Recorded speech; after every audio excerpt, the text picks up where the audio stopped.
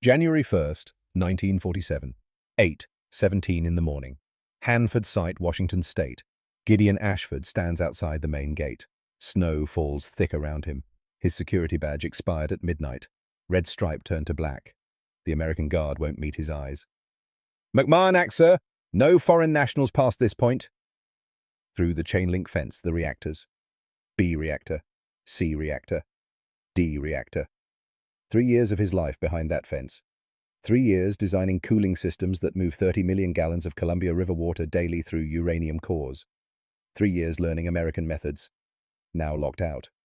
He gets in his car, starts the engine, drives away through the snow. The telegram from General Leslie Groves came yesterday. 35 words ending 3 years of partnership. Security protocols require immediate cessation of information sharing with foreign nationals effective January 1st, 1947. Your contributions are deeply appreciated. Access terminated.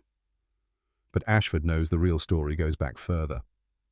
August 1st, 1946. President Truman signed the Atomic Energy Act, the McMahon Act.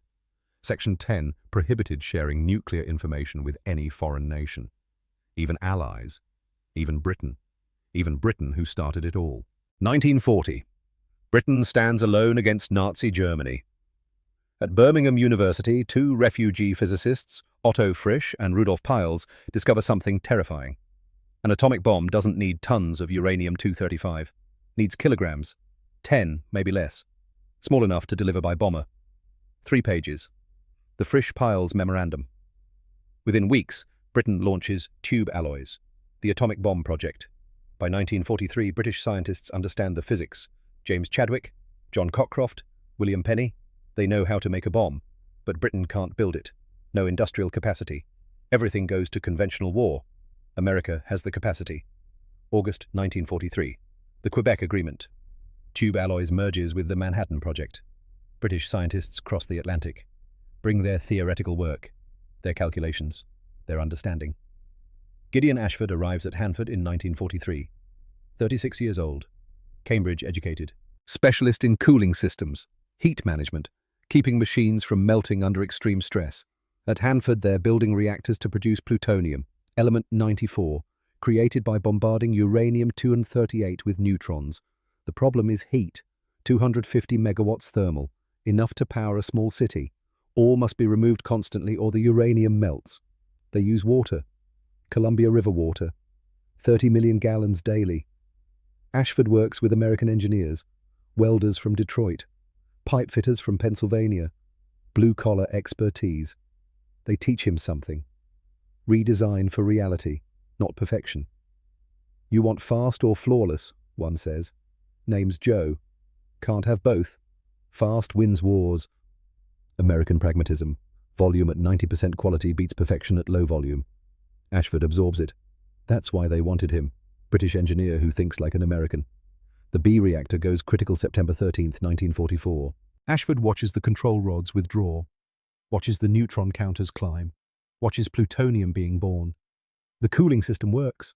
Temperature stays controlled. They did it.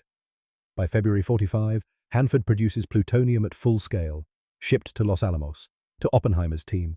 They turn it into Fat Man. July 16th, 1945. Trinity Test, New Mexico. The sky turns white, sun-white, burns through closed eyelids. Alistair Thornwood, the British physicist beside Ashford, whispers Oppenheimer's words.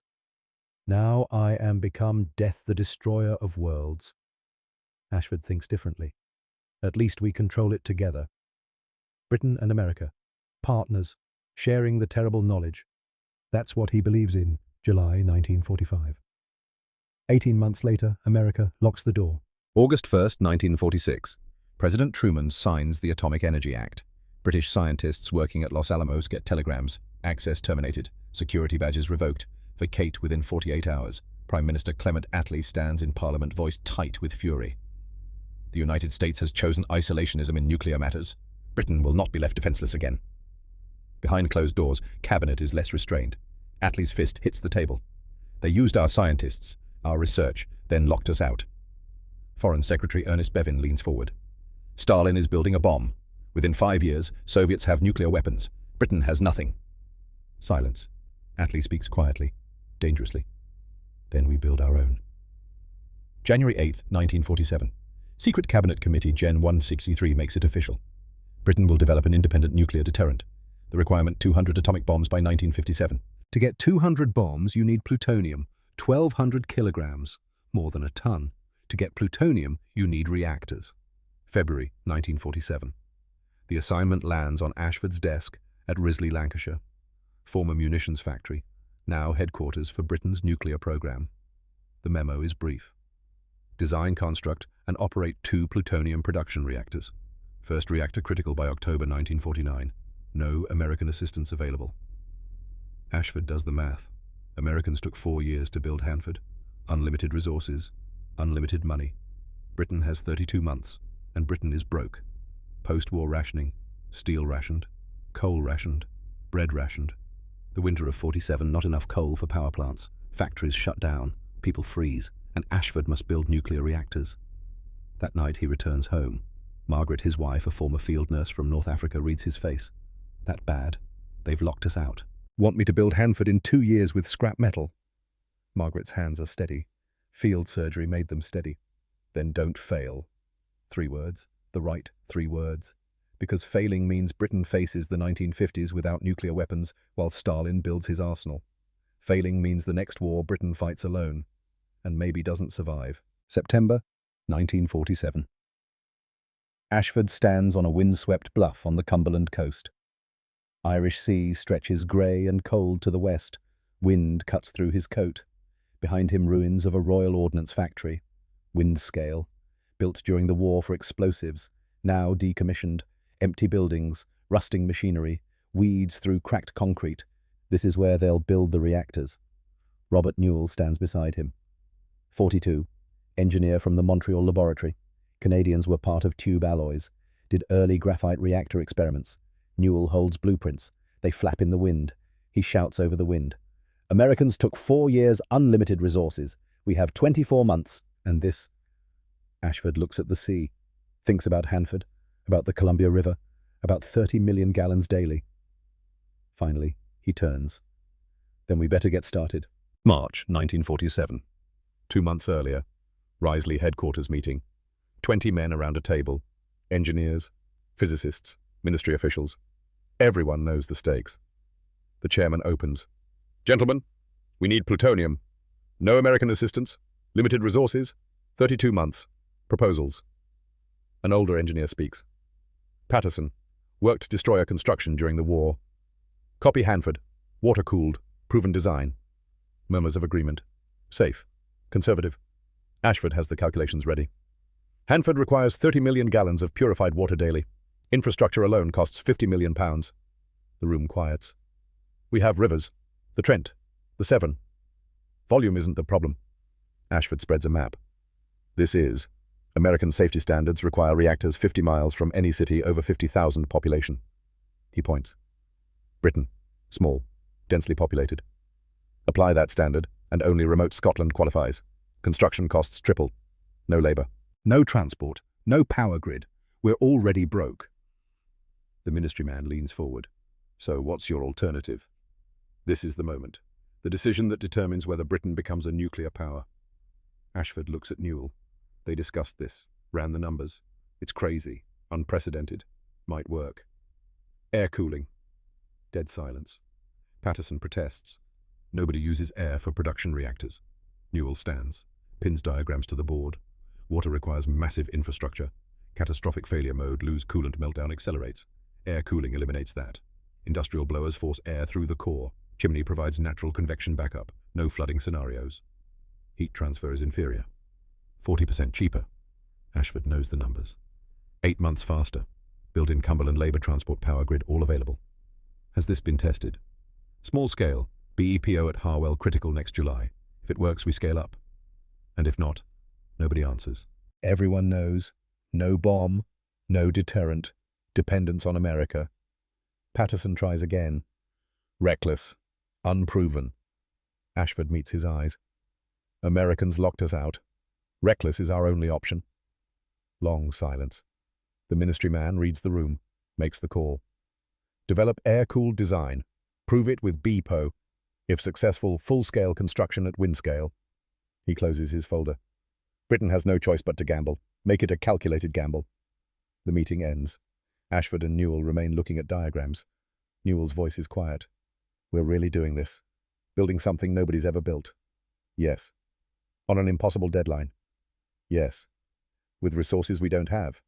Ashford turns to him. Americans said good enough beats perfect. Fast beats precise. We prove they're right. We build this. Make it work. 2 years. Newell stares at the diagram, then nods. Then we better understand the physics. The physics air has lower heat capacity than water. Solution increased surface area. Each uranium fuel rod gets 12 aluminum fins. 70,000 rods, 840,000 fins, all hand-welded. Airflow 8 blowers, 150 horsepower each. 80,000 cubic feet per minute through 3,440 channels. Above it all, a 410-foot chimney. Natural convection backup. If powered blowers fail, hot air rises. Passive emergency cooling. Elegant, ingenious. Never done at this scale. If they're wrong, meltdown or fire or radiation across Britain. Then there's graphite, the moderator. Slows fast neutrons to thermal neutrons. Sustains fission. Must be ultra-pure. Less than 5 parts per million impurities. 6,000 tons ordered from Union Carbide subsidiaries. British Atchison in England. Electrometallurgical in Canada. Machined to 1,000th inch tolerance in clean rooms. Workers in protective suits. Tungsten cutting tools. Model TC7 from Canada. Each tool costs more than a worker's monthly wage. By late 1948, orders placed. Specifications written. Contractors lined up. Ready to build. Then disaster strikes. July 1948. Harwell Research Establishment. BPO reactor goes critical. British experimental pile 0. 6 megawatts thermal. Small. Experimental. But it proves the concept. Air cooling works. Alistair Thornwood calls from Harwell, voice tight with excitement. Gideon, it's stable. Temperature holding at 200 Celsius. Airflow adequate. It works. Ashford allows 3 seconds of relief, then opens his eyes. At 6 megawatts, we need 250. The physics scales. If it works at this size, it works at production size. If we build it right. Yes, if we build it right. Ashford checks the calendar. October 1949 deadline. 15 months away. 15 months to build something 40 times more powerful than BPO. He calls the construction coordinator. Start mobilization. Break ground in September. September 1948. Early morning. Wind-scale site. Trucks arrive, then buses, then trains at C-scale station. By mid-morning, 5,000 men on site. Construction workers, welders, electricians, pipe fitters, concrete crews, most local, Cumberland, Lancashire, some from Glasgow, Newcastle. Good wages, steady work. Nobody tells them what they're building. Silas Drummond steps off the bus from Carlisle, 28 years old. Welder. Learned the trade Royal Navy during the war. Destroyers in the North Atlantic. Survived 2 torpedo hits. Came home 45 with steady hands and bad dreams. The foreman checks his papers. Union card, welding certifications, service record. You can do aluminum. Yes, sir. Oxyacetylene Teague. Both. The foreman marks his clipboard. Building 7. Ask for Brennan. Drummond finds Building 7. Temporary corrugated metal structure. Inside welding shop. Benches, vices, racks of aluminum tubes, stacks of metal fins. A man in his mid-30s looks up. Red hair greying, grease on his hands, sharp eyes. You, Drummond? Yes, sir. Declan Brennan. I run fuel fabrication. He picks up an aluminum tube. Uranium fuel rod goes inside. Your job weld 12 fins per can. Spacing exact. Welds must hold at 400 Celsius. Tolerance plus or minus 0.002. He hands Drummond the tube. Think you can do that? Drummond examines it, runs his thumb along the edge. Good clean metal. Proper prep. What are we building? Brennan's face doesn't change. Can't tell you that. Can tell you it's important. If your welds fail, people die. Pay is double standard rate. Overtime available. Drummond looks at the tube again. At the precision. The care. I can do it. Good. Start tomorrow. 6 a.m. Bring your own torch if you have one. We've got Type 32B if not. Drummond nods.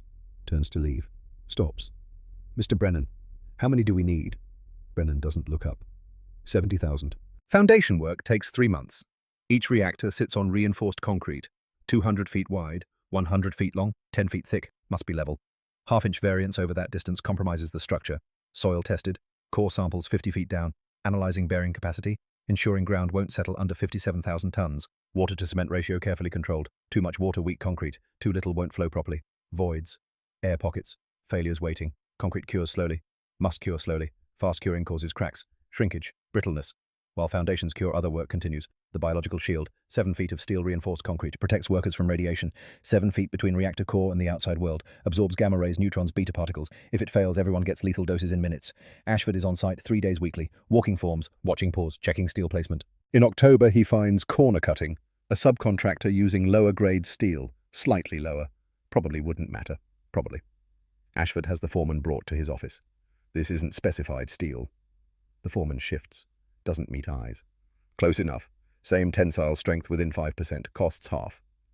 I specified this grade for a reason. With respect, it's a power plant. 5% won't matter. Ashford stands. Gets close. Voice very quiet. This is not a power plant. This is a nuclear reactor containing enough radioactive material to render Cumberland uninhabitable for 10,000 years if shielding fails. Use specified steel.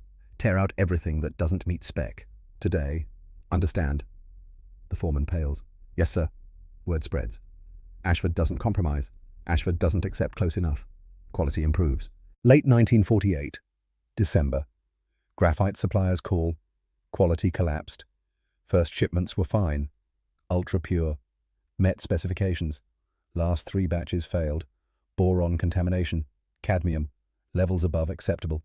If they use this graphite reactor, won't achieve criticality. Won't sustain chain reaction. 6,000-ton paperweight. Ashford flies to Canada next morning. Electrometallurgical company plant outside Welland, Ontario. The plant manager meets him. Nervous. Defensive. Same process we've always used. Then why contaminated?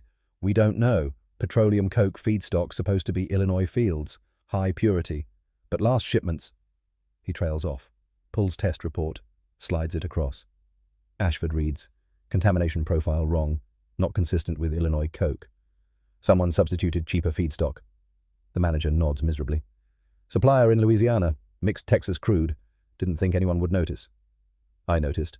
We've stopped using their material. Back to verified Illinois sources. Next batch will be clean. Will be, I guarantee. Ashford looks at him long. You better be right. Because if not, we're building a reactor that can't go critical. Britain doesn't get nuclear weapons. When the next war comes, we lose. Understand? The manager's face goes terrified. Yes, sir. Good. Every batch tested before shipment. Certificate of analysis with each delivery. Contamination above 1 part per million gets rejected. Clear. Crystal, sir. Ashford flies home. Supply chain fixed. Deliveries resume January. But the incident shakes him. 1 supplier cutting corners. 1 substitution. That's all it would take to derail everything. How many other failures lurking? How many other shortcuts someone might take? He starts sleeping 4 hours nightly. March 1949. Construction progressing. Foundations complete. Biological shields rising. Graphite blocks machined in cleanrooms.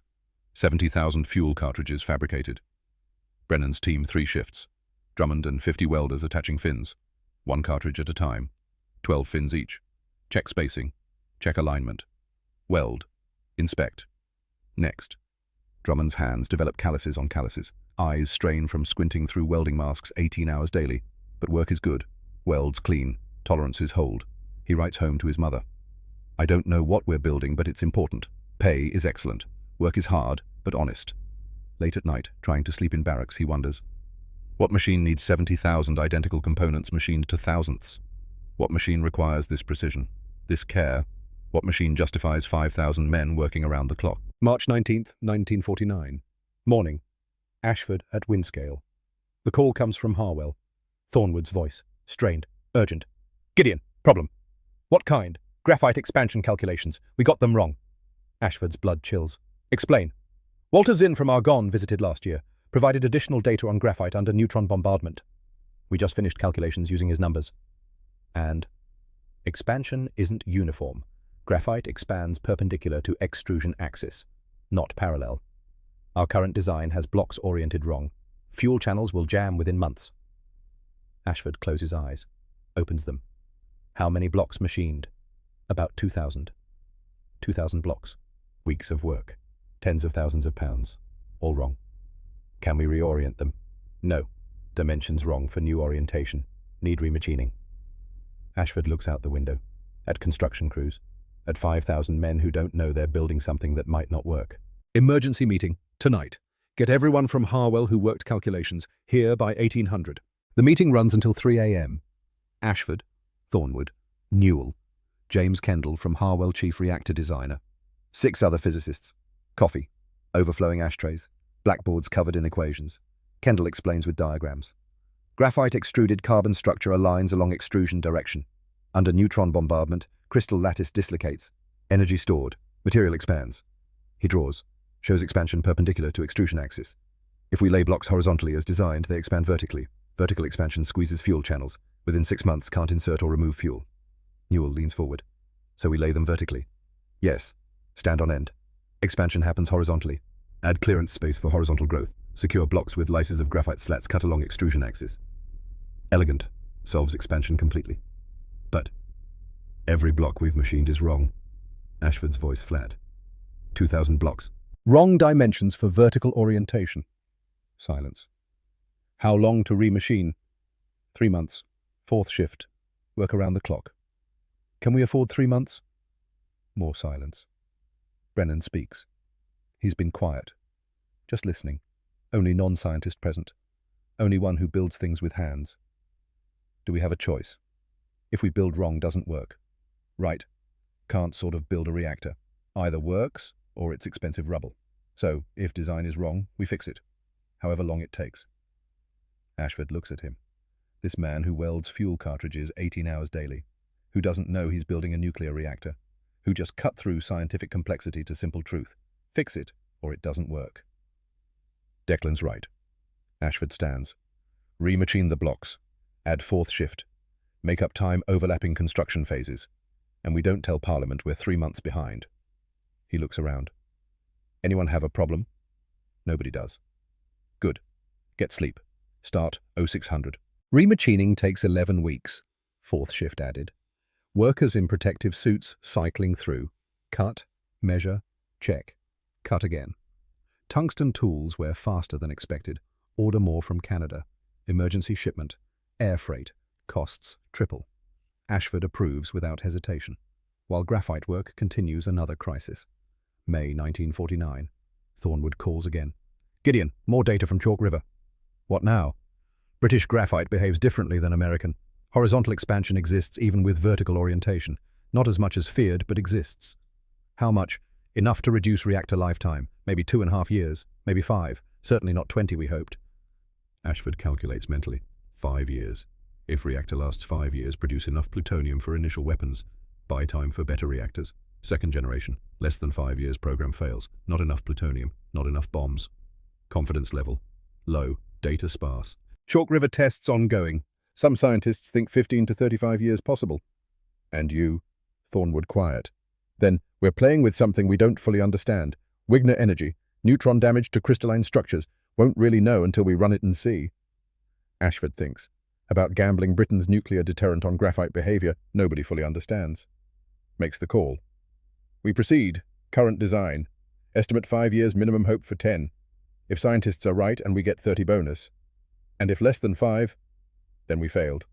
But stop now, definitely fail. This way we have a chance. He hangs up. Opens desk drawer. Pulls leather journal. Personal notes. Not official records. Writes one line. I am gambling with nuclear physics on an impossible deadline. If wrong, 5,000 men build a monument to hubris. If right, Britain survives the Cold War. Closes journal. Locks drawer. Back to work. Late 1950. November. Reactors nearly complete.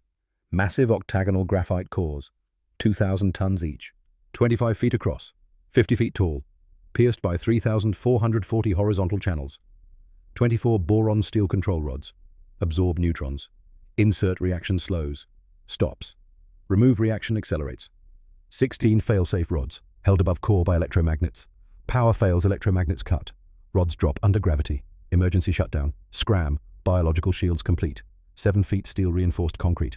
57,000 tons per reactor. Blowers installed. 8 per reactor. Separate buildings. Connected by massive ductwork. 150 horsepower each. Chimneys rise. 410 feet. Visible for miles. Dominating Cumberland coast. Then Thornwood makes a decision that will save thousands of lives 7 years future.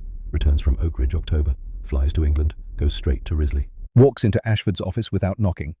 "We need filters." Ashford looks up. "Filters. On chimneys. At the top. Catch radioactive particles." Alistair, chimneys are built. 410 feet tall. Finished. I saw something at Oak Ridge. Uranium oxide particles. In air around facility. Radioactive. If fuel cartridge bursts inside our reactors, particles carried up chimney by cooling air. Spread contamination across Britain. Ashford stands. Walks to window. Looks at nothing. Installing filters now means structural modifications. At 410 feet. November weather. Irish sea wind. Cost £100,000.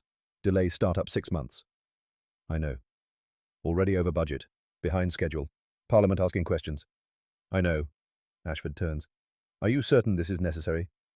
Thornwood meets his eyes. No, not certain. Uranium oxide at Oak Ridge might not be from reactor. Might be from chemical plant nearby. I might be wrong. Then why? Because if I'm right and we don't install them and cartridge bursts, we contaminate Cumberland, Lancashire, possibly Scotland, poison Irish Sea, kill thousands over decades from cancer. And if wrong, we waste 6 months and £100,000 on unnecessary equipment. Yes. Long silence. Ashford looks at this man. Thornwood, 60 years old, one of Britain's best physicists, paranoid about safety, always warning about worst cases. The man who worries. Maybe that's exactly the man you want making safety decisions. How much extra power? £3,000 weekly in additional blower electricity. Every week. For reactor life. Yes.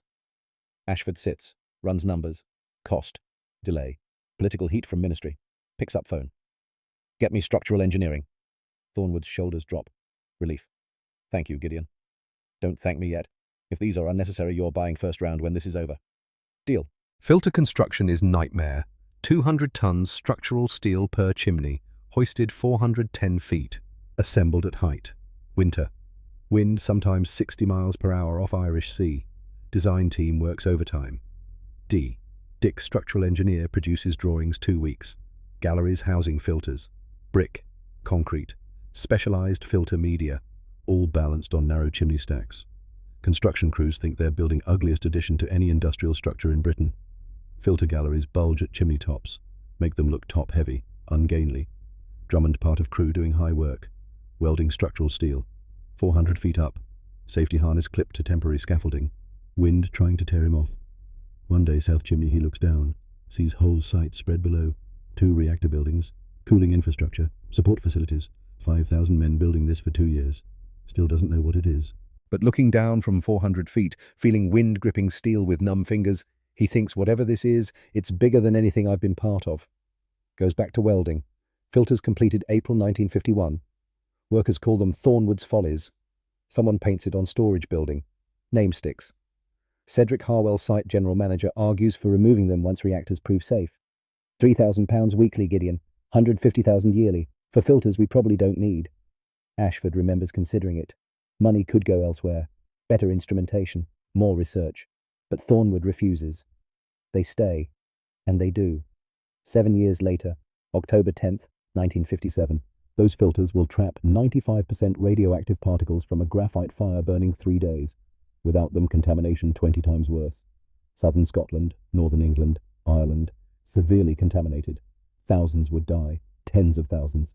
But April 1951, nobody knows. Nobody knows Thornwood's paranoia, his excessive caution, his folly will save Britain from catastrophe. They just know filters are expensive and ugly and probably unnecessary. Construction continues. October 1950. Dawn breaks cold over wind scale. Pile number 1 ready for first criticality. 2 years, 1 month since construction began. 2,000 tons graphite. 3,440 fuel channels. 70,000 uranium cartridges with hand-welded aluminum fins. 57,000 tons biological shielding. 410 feet chimney. Everything Ashford gambled on. Everything Britain needs. Control room packed. Ashford, Thornwood, Newell, Brennan, ministry officials, Harwell scientists. Everyone part of this from beginning. Chief operator begins sequence. Control rods withdraw, slowly, incrementally. Each withdrawal calculated, planned, rehearsed. Neutron counters start climbing. 10 neutrons per second. 20, 50, 100. Chain reaction beginning. Uranium-235 atoms splitting, releasing neutrons. Those neutrons hitting other atoms, splitting them, releasing more neutrons. 500 per second, 1,000, 2,000. Curve steepens, exponential growth. This is criticality, self-sustaining reaction, 10,000 neutrons per second. Operator's hand hovers over scram button, ready to drop all control rods if it goes wrong. 20,000. Rate of climb levels. Reaction approaching equilibrium. Neutrons produced equals neutrons absorbed. 30,000 neutrons per second. Holding steady. Operator looks at Ashford. We have achieved criticality, sir. Nobody speaks. Nobody moves. Thornwood breaks silence. Voice quiet. God help us. We've done it. Ashford doesn't feel triumphant. Feels something colder. Responsibility. They've created a machine containing the power of a small sun. A machine that, if it fails, could kill everyone within 50 miles. Now they must keep it running, keep it controlled, keep it safe. Bring it up to full power, he says. Let's see what it can do. Problems start immediately. Pile 1 operating. Chain reaction stable, but power output wrong. Design specification 180 megawatts thermal. Enough plutonium Britain needs.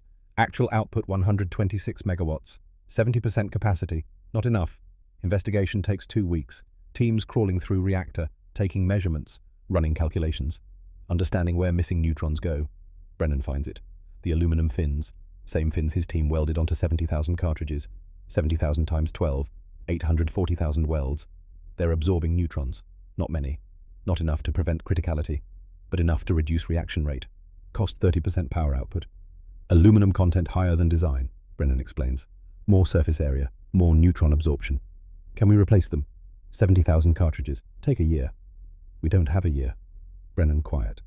Then says something that sounds crazy. We could trim them. Trim them? The fins. Cut material off. Reduce aluminum. 1/16 inch off each fin. Should reduce absorption enough to bring us to spec. Ashford does math.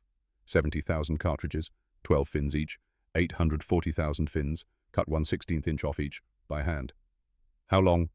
2 months if 3 shifts. My whole team. Nothing else. Do it. August and September 1950. Brennan's welding team becomes trimming team. Every fuel cartridge removed from reactor. Brought to workshop. 12 fins trimmed with precision tools. Checked, measured, returned to reactor. Drummond's hands bleed through gloves. Repetitive motion, same cut, over and over, 840,000 times. He writes home less, too tired, when he does just lines. Work continues. I am well, send my love. Doesn't tell them about blood. Calluses that crack and bleed, dreams of trimming fins forever, endless line of aluminum stretching into darkness, but doesn't stop. None stop, because Brennan told them what they're really building, not whole truth. Enough. This is a nuclear reactor. Britain's first. If it doesn't work, we don't have deterrent, don't have protection, so we do this right. Finish it. Make it work. Trimming completed September 28th. Reactor reassembled. Brought back to power. October 15th, 1950. Power output 174 megawatts. 97% design capacity. Close enough. Pile 1 producing plutonium. June 1951. Pile 2 goes critical. Performs better than Pile 1. Lessons learned. Refined procedures. Better graphite quality control. 90% design capacity from start. No fin trimming needed. 2 reactors, both operating, both breeding plutonium from uranium. Fuel cycles continuous. New uranium cartridges pushed into front face the charge face. Irradiated fuel pushed out back the discharge face, falling into water-cooled skips. Irradiated fuel goes to chemical separation plant. Harsh chemicals dissolve uranium and fission products. Separate out plutonium. Purify it. March 28, 1952. Brennan retrieves first sample. British plutonium. Element 94. Born from British uranium in British reactor. Small amount. Few grams. Verify process works. Silvery metal in lead container. Ashford Brennan. Thornwood stand in laboratory. Looking at it. This tiny amount of metal. This substance that doesn't exist in nature. Created only in nuclear reactors. Can destroy a city. Thornwood speaks first. Prometheus is fire. Ashford nods. And we must contain it. Always. But knows even saying it that containment is never permanent. Fire once stolen burns wherever taken. By August 52, enough plutonium produced. Weapons grade Pu-239. Shipped to Aldermaston. To Weapons Division. Engineers and physicists who turn it into Britain's first atomic bomb. October 3rd, 1952. Montebello Islands. Western Australia. Remote. Uninhabited. HMS Plym anchored in lagoon. Obsolete frigate. No crew. Just instrumentation. And in forward hold a device. Britain's first atomic bomb. Plutonium core. Implosion design. High explosives compress plutonium to critical density. Trigger runaway fission. Release energy equivalent 25,000 tons TNT. Countdown reaches 09:14 AM local time. Flash visible from mainland, 90 miles away. Mushroom cloud climbs 47,000 feet. HMS Plym vaporizes, reduced to atoms. Shockwave flattens vegetation nearest islands.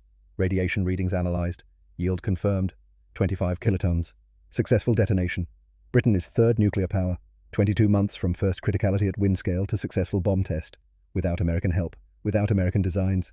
With post-war scrap and determination and 5,000 men working around the clock. Churchill calls Ashford personally. You saved Britain. Ashford stands in his Risley office, holding phone, looking at nothing. Thank you, Prime Minister.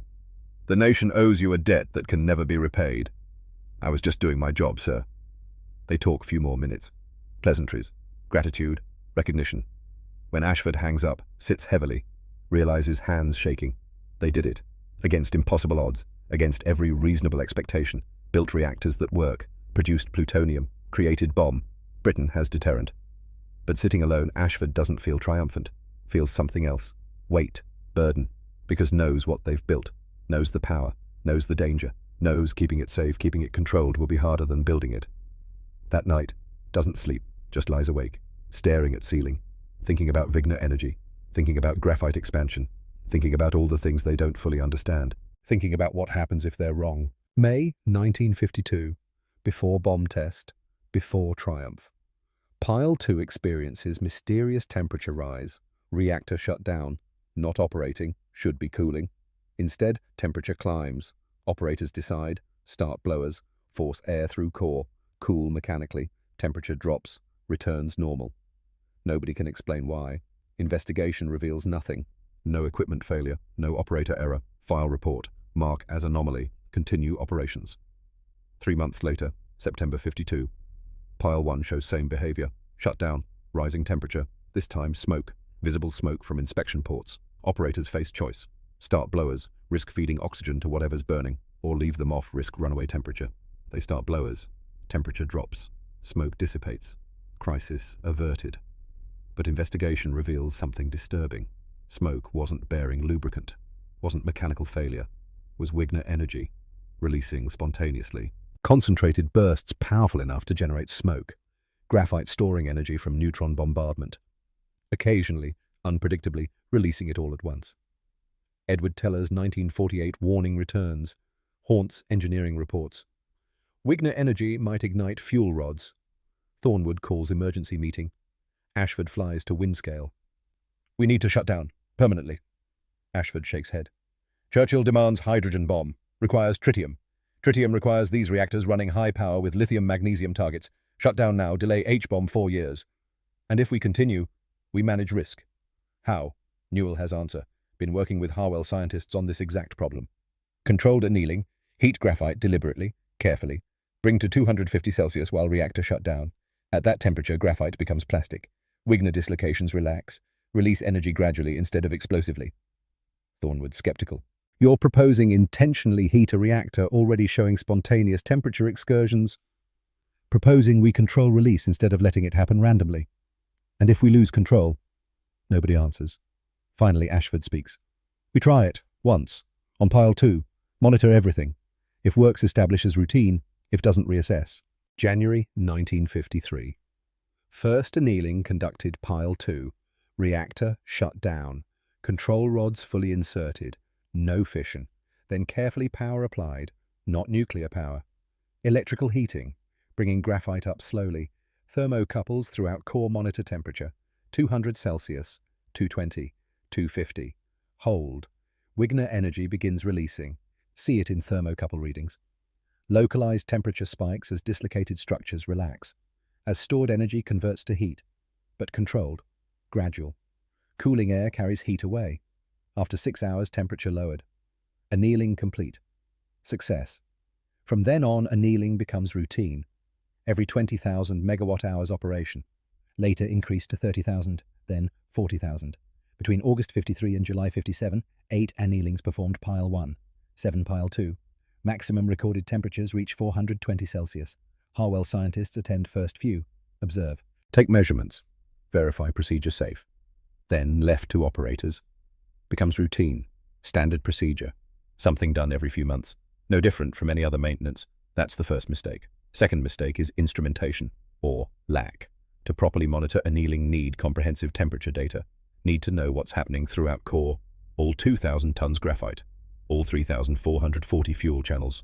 Physicist J.L. Phillips requests additional thermocouples. Proper monitoring equipment. Risley approves 66 thermocouples for graphite, 20 for fuel elements, 86 thermocouples total for 2,000-ton graphite core. Not enough, not nearly enough, but budget tight. Reactors working, plutonium flowing. Parliament doesn't want additional costs for safety equipment. Phillips writes memo, files it, gets ignored. Third mistake is pressure.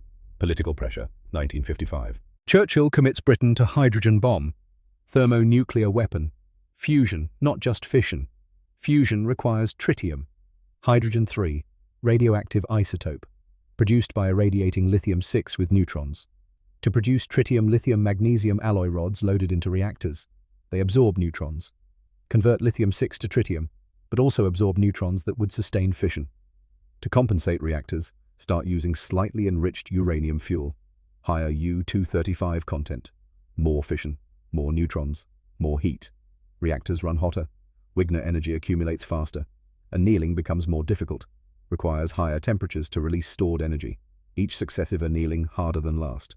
But nobody stops, nobody questions. H-bomb program national priority. Reactors must keep running. Drummond, now senior operator, watches it happen, sees annealing procedures becoming unpredictable, sees temperature excursions getting larger, mentions it to Brennan one day in cafeteria. Getting harder to control, the annealings. Brennan nods, seen reports. Management knows. But what can they do? Shut down and delay H-bomb not happening. So we just keep going. Hope nothing goes wrong. We keep going, and we're very careful. But being careful isn't enough. Not when physics works against you. Not when political pressure overrides engineering caution. Not when routine replaces vigilance. October 7th, 1957. 1:13 a.m. Pile 1 shut down for 9th Wigner annealing. Ian Foster is physicist on shift. 38 years old. Competent. Experienced. Done this before. Procedure standard. Shut down reactor. Allow initial cooling. Begin controlled heating to release Wigner energy. By early morning October 8th, thermocouples indicate 250 Celsius. Target temperature. Foster inserts control rods. Heating stops. Temperature should decline uniformly across core. Most areas dropping. Cooling as expected. But channel 2053 still rising. Foster studies readings. Happened before in previous annealings. Uneven temperature distribution. Solution reheat after 24 hours to even thermal profile. But Foster makes different decision. Previous annealings reheated after full day. This time channel 2053 still showing rising temperature. Not much, but rising. Foster decides reheat sooner. After only few hours, before that one channel stabilizes, judgment call, reasonable on paper, Trying to prevent thermal runaway in that channel. Doesn't realize about to trigger exactly what trying to prevent. 11 a.m. October 8th. Reactor goes critical again. Controlled heating resumes. Throughout October 9th, heating continues. Channel 2053 climbs to 405 Celsius. Higher than design limits. Higher than safe operating temperature. Foster opens cooling dampers briefly, trying to cool that specific area without affecting rest of annealing. Radioactivity levels in chimney spike. Sharp increase. Immediate. Burst cartridge. One fuel rod failed. Aluminum casing ruptured. Uranium exposed. Fission products escaping. That's the moment. Right there. October 9th. That's when they should have initiated emergency shutdown. Flooded core with cooling air. Dealt with burst cartridge immediately. But they don't. Annealing procedure still in progress. Foster decides complete it first. Then address burst cartridge. October 10th, 1:45 p.m. They start shutdown fans to cool reactor. Need to cool enough to locate burst cartridge. Remove safely. 4:30 p.m. Cedric Harwell and 2 engineers open inspection port to visually check core. Metal glowing. Dull red heat visible in darkness. And flames. Yellow flames dancing in channels. Harwell's voice very quiet. God in heaven. The lithium's burning. Lithium magnesium alloy. Tritium production targets. Ignited. Burning over 600 Celsius. They close inspection port. Call emergency response. Start evacuating non-essential personnel. 8 p.m. Flames changed color. Blue now, not yellow. Blue means graphite. Blue means carbon itself burning.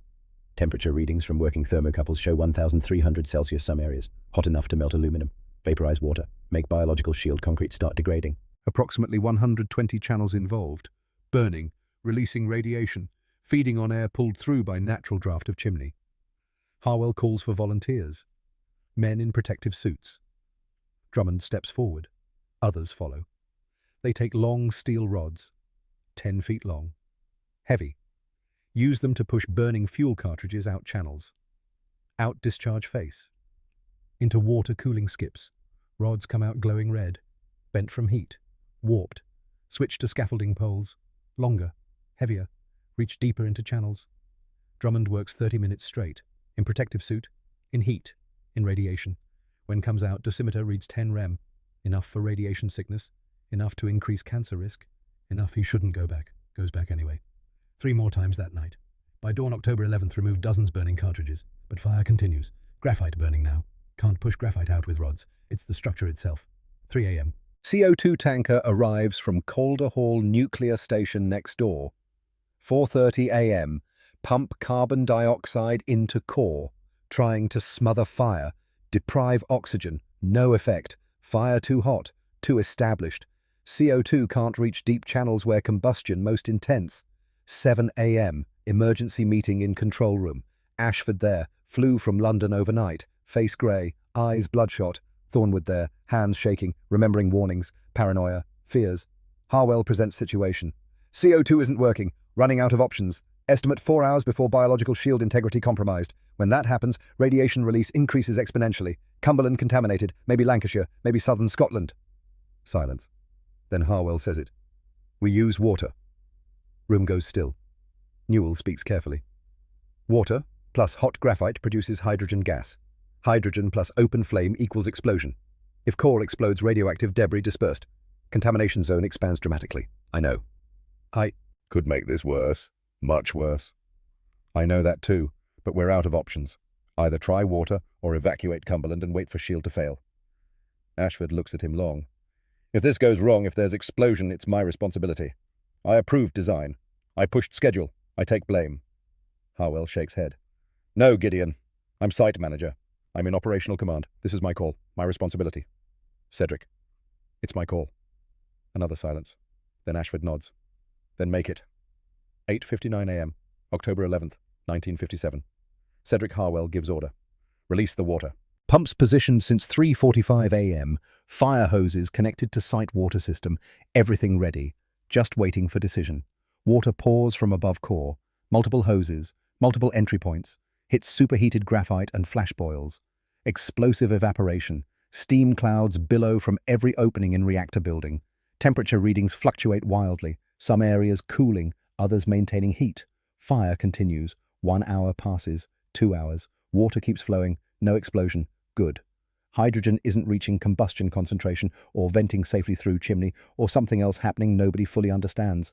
But fire isn't going out either. Noon. 6 hours water flow. Thousands of gallons. Fire burns on. Then someone makes another critical decision. Probably Harwell. Records don't specify. Turn off fans. All of them. Cut forced airflow. Let only natural convection operate. Logic sound. Fire needs oxygen. Stop supplying oxygen. Fire dies. But turning off forced cooling while core still hot is dangerous. If fire doesn't go out immediately, heat builds again. Rapidly. Calculated risk. Another gamble. Fans shut down. 30 minutes. Nothing happens. Temperature readings stay elevated. Fire continues on stored heat and natural draft. Then slowly readings start dropping. One channel, then another, then whole section. Fire dying. Water plus oxygen deprivation. Combination working. By October 12th, 3:10 p.m. water shut off. Fire completely extinguished. 72 hours after started. 3 days continuous emergency response. 3 days wondering if Britain about to experience first nuclear catastrophe. Over. Damage assessment takes weeks. Pile 1 destroyed. Core warped. Melted in places. Cracked graphite. Ruptured fuel channels. Contaminated cooling systems. Beyond repair. 4 kilograms plutonium-239 remain in damaged core. 69 grams cesium-137. Smaller amounts other radionuclides. Will stay there for decades. waiting for decommissioning technology to advance enough to safely remove. Pile 2 shut down immediately, examined thoroughly, found undamaged, but deemed too dangerous to restart. Same Wigner energy problems, same design limitations. Better to stop now than wait for another fire. Britain's first plutonium production reactors, operational 7 years, now finished, entombed, monuments to ambition and risk. But Thornwood's filters performed exactly as designed. Analysis shows trapped approximately 95% radioactive particles.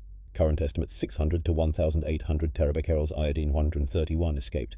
Enough to cause approximately 240 additional cancer cases over following 50 years. Without filters, 20 times more contamination, 4,800 excess cancers, widespread evacuation, long-term exclusion zones, economic devastation. Cumberland survives because of Thornwood's folly, because one paranoid physicist insisted on safety equipment everyone else thought unnecessary. 3 days after fire, Harwell finds Thornwood sitting alone outside filter gallery. Older physicist stares up at bulbous structure. Tears streak face. Harwell's voice quiet. "You saved us, Alistair. I'm sorry we called them follies." Thornwood doesn't look at him. Gaze stays fixed on filters. "I didn't know. I thought I knew, but I was just afraid, and being afraid was exactly right." Later they discover uranium oxide particles Thornwood saw at Oak Ridge didn't come from reactor. Came from chemical separation plant. Different source. Thornwood's alarm based on incomplete information. Wrong about reason, right about solution. Sometimes in engineering allowed to be wrong and right simultaneously. 1987, 30 years after fire. Ashford returns to Sellafield. That's what they call it now. Not wind scale. Name changed. Site continues. Reprocessing, decommissioning, cleanup. He's 80 years old, uses cane, still sharp, still remembers every decision, every calculation, every compromise. Journalist interviews him. Young woman. Wasn't born when fire happened. Do you have regrets? Ashford looks at chimneys. Still standing. Pile 2's chimney reduced to building height early 2000s. Pile 1's chimney still there. 410 feet. Contaminated by fire. Being dismantled slowly, carefully, from top down. We had no choice. Britain needed nuclear weapons. Americans locked us out. We built what we could with what we had. And we succeeded. But the fire. Yes, the fire. 7 years operation, and we had fire that nearly contaminated northern England. So yes, I have regrets. If you could do it over. Ashford quiet long time. Thinking. Remembering. Seeing it all again. Decisions. Deadlines. Pressure. I would choose safety over speed. Always. Even if meant delays. Even if meant political consequences. Because what we built was too dangerous to rush. Too dangerous to compromise. We were lucky filters were there. Lucky fire didn't explode. Lucky we contained it. If I could go back, knowing what I know now, I would slow down. Build safer. Accept delays. Would Britain have gotten nuclear weapons if you'd done that? I don't know. Maybe not in time. Maybe program would have been cancelled. Maybe we'd have remained dependent on America. So, was it worth it? Ashford doesn't answer immediately. Looks at chimneys again. At site that's been under decommissioning 30 years. That will be under decommissioning 50 more. Ask the people with cancer, he says finally. Ask them if it was worth it. 2022, 65 years after fire. Silas Drummond is 93 years old. Lives in Carlisle. Widower. 3 children, 7 grandchildren. His grandson drives him to Sellafield one autumn day. Young man wants to see where grandfather worked, what he built. They stand at visitor viewpoint, looking at chimneys. Pile 1's chimney being dismantled, slowly, remotely, too contaminated for workers to approach directly. You built this, Grandpa, the chimney. I welded the filter gallery, top section, 400 feet up. And you didn't know what it was for. Not when I was building. They told us it was important, told us pay was good, didn't tell us it was nuclear reactor, didn't tell us we were making plutonium for atomic bombs. Are you angry that they didn't tell you? Drummond thinks about that. About the friends he lost. Bill Morrison, leukemia at 62. Worked alongside him welding cartridges. 3 others over the years. Cancer. Different kinds. All worked the reactors. Hard to remember all faces now. So long ago. But remembers their names. No, he says finally. Not angry. We did what we thought was right. Built something important. Something that kept Britain safe during Cold War. We didn't know all details, but we knew it mattered. And now, knowing what you know about fire, About radiation. Drummond looks at grandson. 25 years old. Good kid. Engineering student. Smart. Has whole life ahead. Now I understand the cost, he says quietly. Not when I was building. Then I was young and thought I was invincible. But now, knowing what we built, what it could have done, what it nearly did. He trails off. Looks at chimneys again. We were playing with fire, Prometheus's fire, and some of us got burned. They stand in silence.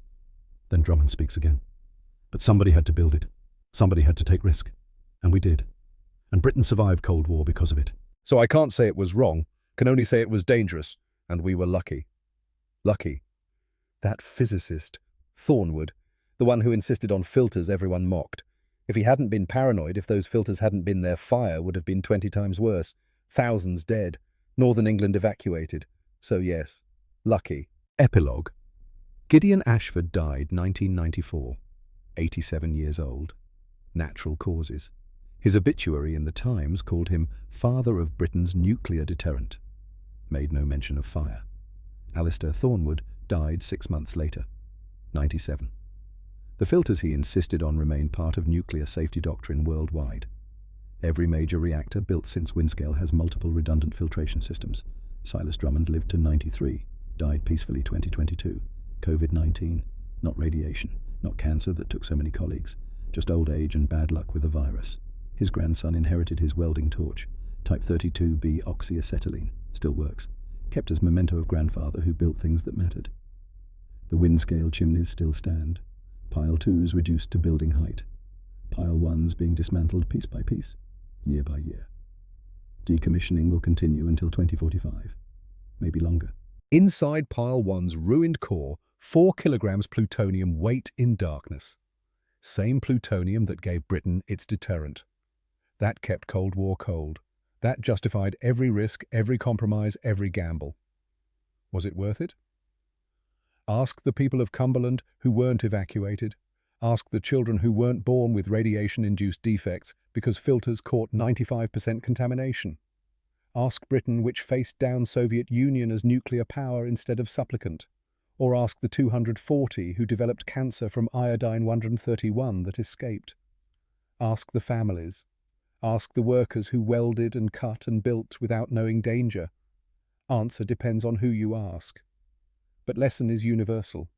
When you steal fire from the gods, you better be prepared to control it. And if you're not certain you can control it, you better be afraid. Because fear, as Thornwood knew, is not weakness. Fear is wisdom.